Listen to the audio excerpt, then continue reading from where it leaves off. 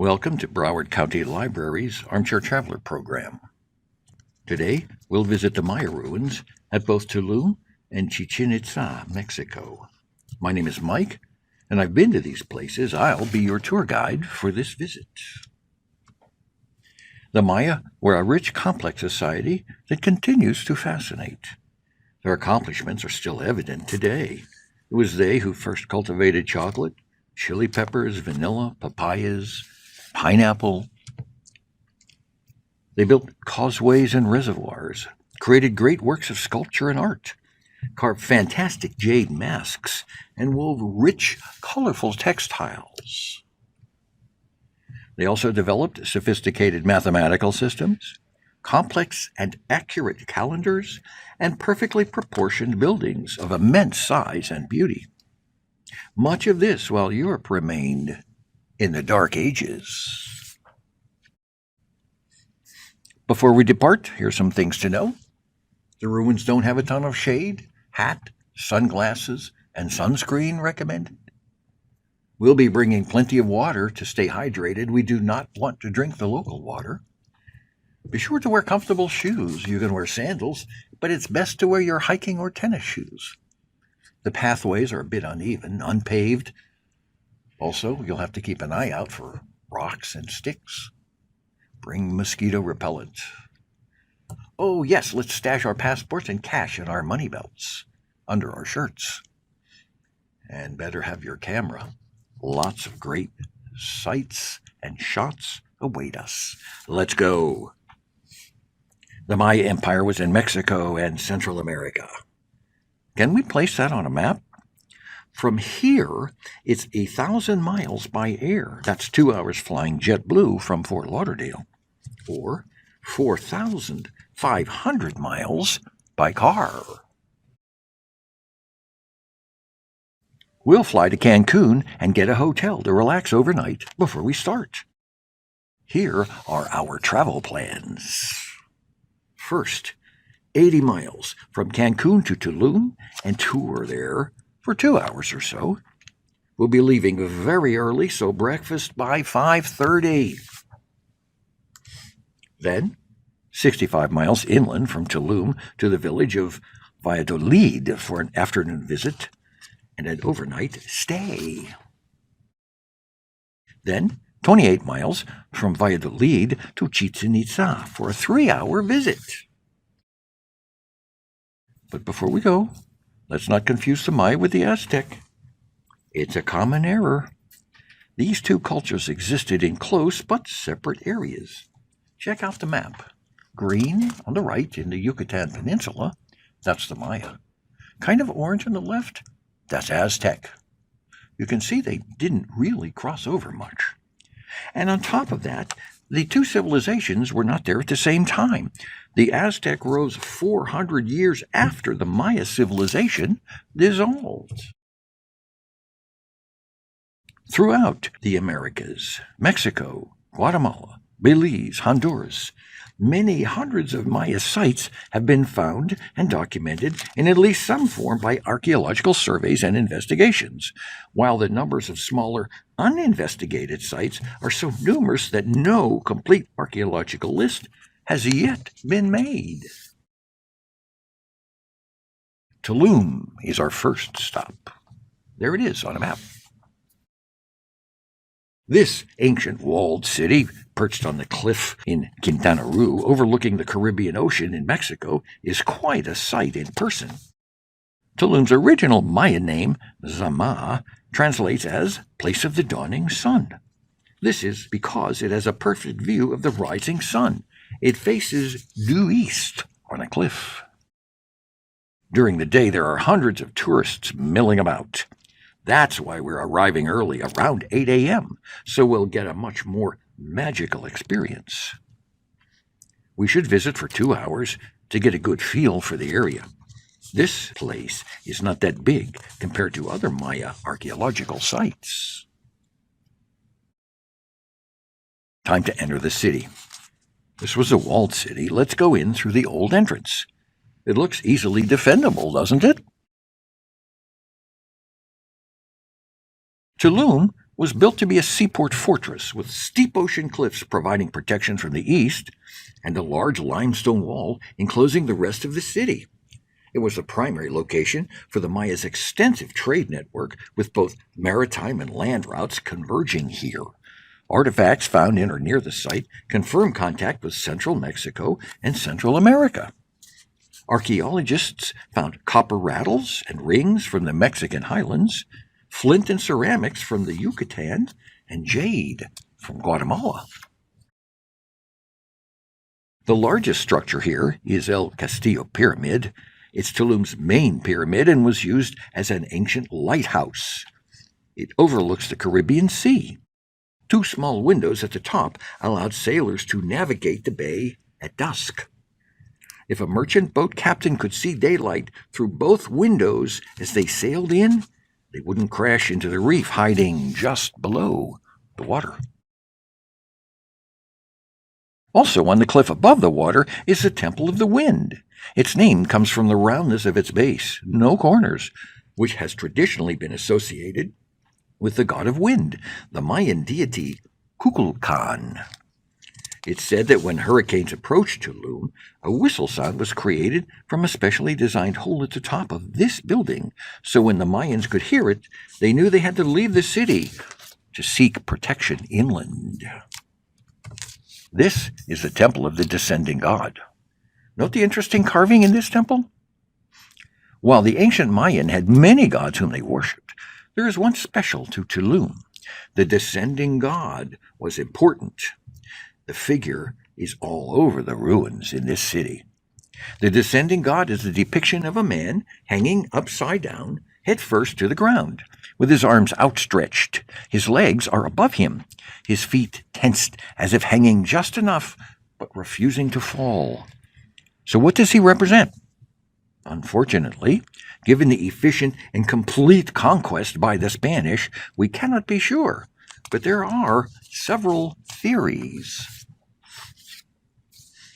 One is that he's god of rain or lightning, coming down from the heavens as an important part of agriculture and seasons. Another idea is that he may represent Venus. This planet the Maya associated with birth and renewal because Venus is spotted at sunrise and sunset.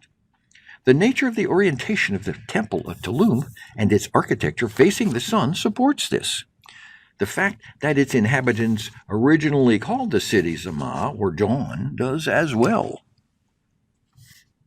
Another surprise suggestion is the idea that the descending god is the god of bees. Bees played an important role in the trade of Tulum, and their products were a major export of the area. These bees were stingless bees, and the gathering of honey was part of a religious experience for priests only. Apart from delicious honey, bees were important for several day-to-day items such as candles, wax, seals, and casts for metal items. The idea that the bee comes from the sky down to earth fits into the descending god's downward nature. Another very important structure is the House of Alak-Winik. Each Mayan city-state was ruled by a Halak-Winik who served as high priest and ruler. It was a hereditary office which was passed on to the eldest child, normally a son. Tulum was a major religious center between the 11th and 16th centuries. The Temple of Frescoes in Tulum had an important social and religious importance. Its architectural elements, murals, decorations, sculptures, and general appearance point to a place of profound veneration. In the back room of the first floor, there are still remains of a mural painted on stucco in black, green, yellow, and mainly red, with representations of female and male deities, intertwined snakes, offerings dedicated to the gods, like flowers, fruits, and ears of corn. The House of Columns is the largest building of the archaeological site and was built on an L-shaped platform. It's also known as the Grand Palace, mainly because of its palace-type building, with 2 rooms and 2 others attached to its west side. The main entrance is located to the south and is formed by 4 columns. The interior has 6 columns that used to support the roof of the main room. What was it? There are many unanswerable questions lost to the forgetfulness of time. Let's head over now to our afternoon tour and overnight at Valladolid. How about some excellent Mexican food and maybe a swim? Valladolid is off the beaten path, so it offers an opportunity to experience authentic Maya culture and history that you just candidly can't find very easily in the heavily touristed beach towns. Chichen Itza is our next stop. Another early start to avoid all those other tourists. It was built starting sometime in the 5th century, but Chichen Itza became a significant center of political and economic activity in the Mayan culture by roughly the year 600.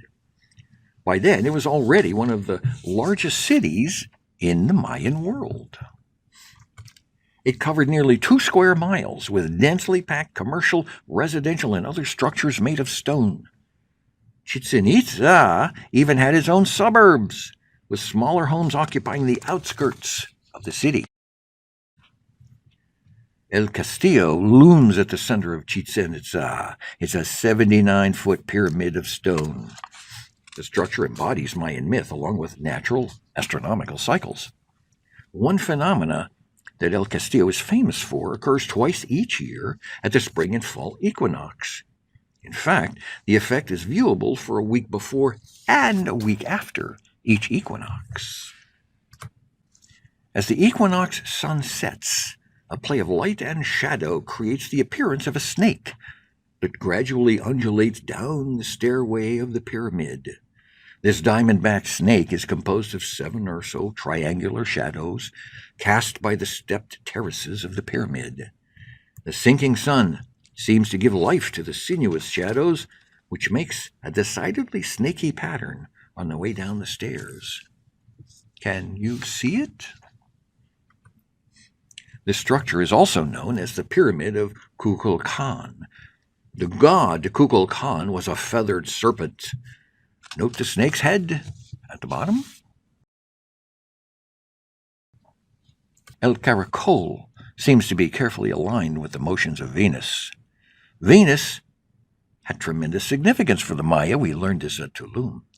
This bright planet was considered the sun's twin and a war god. Maya leaders used the changing position of Venus to plan appropriate times for raids and battles. Temple of the Warriors. Hundreds of columns surround a huge temple structure. The square columns once held up some of the roofs. These columns are carved on all 4 sides with figures of warriors wearing feathers. The Great Ball Court. This is the largest known ancient sports field in Central America. At 182 yards long and 75 yards wide, each end has a raised temple area. No Maya text remains to explain the rules of this game, but it is known that among Maya kings and nobles, the ball game had ritual significance and was associated with warfare. The depiction of a decapitated player in the ball court at Chichen Itza suggests that in some competitions, players lost their lives. Alongside the Great Ball Court is the Temple of Skulls. One of those gruesome buildings in Chichen Itza is a low platform covered on all sides by rows of carved skulls. The heads of sacrificial victims were displayed here, together with those of players who lost a ball game.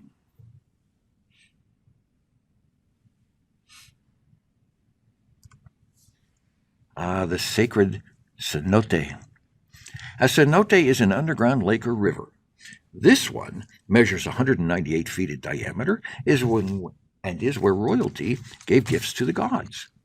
Many fantastic treasures have been found there: rings, necklaces, gold, and jade objects, as well as the bones of young women that were thrown into the water as an offering to Shak, the Maya rain god. Throughout Chichen Itza are 14 reclining stone figures grasping plate-like receptacles called shakmul. The purpose of the shakmul was generally as a place for sacrificial offerings to the gods. These offerings could consist of anything, from foodstuffs like tamales or tortillas, to colorful feathers, tobacco, or flowers, or also to human hearts. The Casa Colorada, which is Spanish for red house, is one of the best preserved buildings at Chichen Itza. In one chamber, there are extensive carved hieroglyphs that mention rulers of Chichen Itza and possibly of the nearby city of Ekbalam. This is the nunnery. It bears the image and long-nosed masks of Chalk, the rain god, and wits representing hills and mountains. The Spanish named this structure the nunnery because it resembled convents in Spain.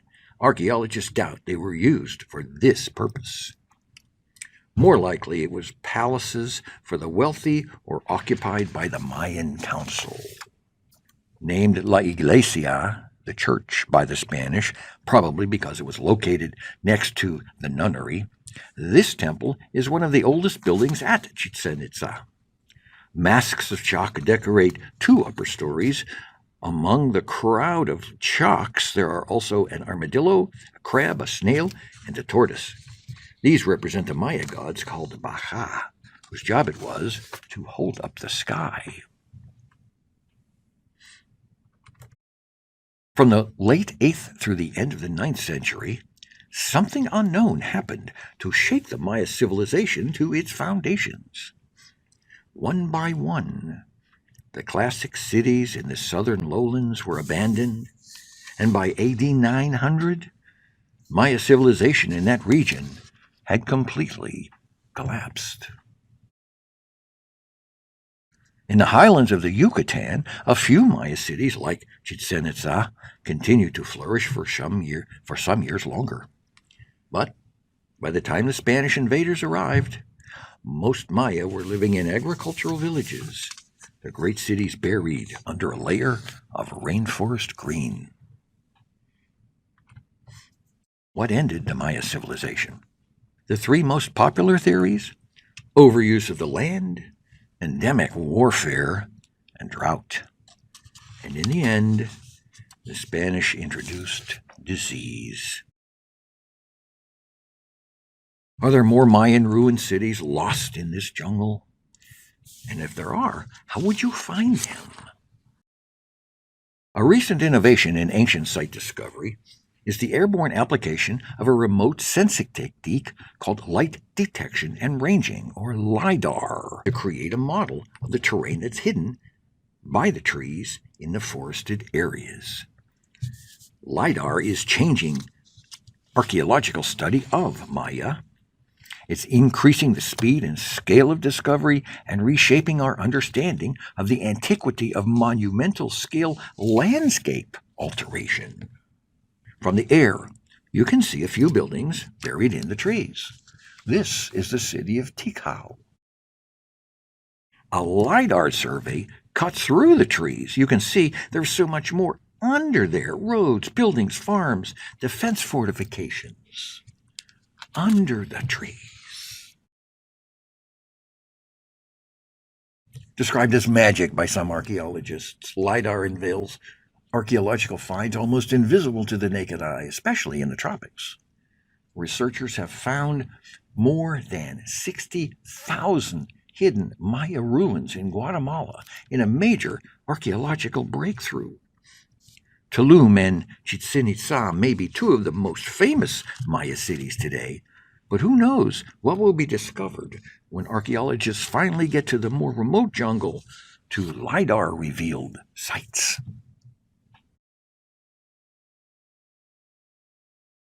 I hope you've enjoyed our short visit to these 2 Maya cities and learned a little bit about LiDAR. And note that the Broward County Library System has many books and DVDs on these and many other Mexican and Central American sites. Not just the sites, but also on how they were discovered, their culture and mystical beliefs, and how they dissolved back into the jungle. Come in and check us out. My name is Mike, and I'm a library specialist and your host at the West Regional Library.